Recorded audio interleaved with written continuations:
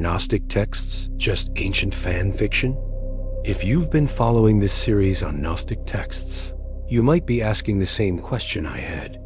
Were these actual religions, or just blasphemous fiction that offended the church?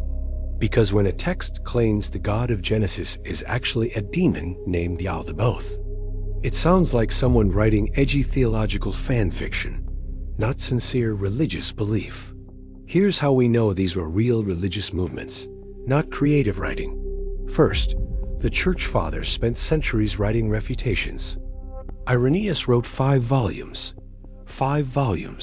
specifically attacking Gnostic theology. You don't spend 300 years fighting fiction. Second, they named specific teachers and communities. Valentinus, Basilides, Marcion. These were real people with real followers in Rome, Alexandria, and Antioch. The church fathers described their rituals, their liturgies, their community structures in detail. Third, people died for these beliefs. Real martyrs. Real persecutions. You don't die for a story you know is made up. Fourth, archaeological evidence. The Nag Hammadi texts show signs of being copied, revised, and studied by communities over generations. They quote Paul. They reference canonical gospels. They're engaging in serious theological debate.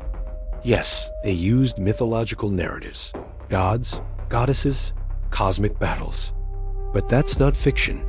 That's how ancient religions taught theology. The same way Jesus used parables. The church didn't ban them for writing offensive novels. They banned them because they had followers. They claimed spiritual authority, and their theology threatened everything the Orthodox Church was building. The God of the Old Testament is evil. Salvation through secret knowledge, not faith. Women as spiritual leaders. No bodily resurrection. These weren't creative writing exercises. These were competing visions of Christianity. And the Proto-Orthodox Church won by erasing the losers from history. That's not fiction. That's a religious war with theological casualties.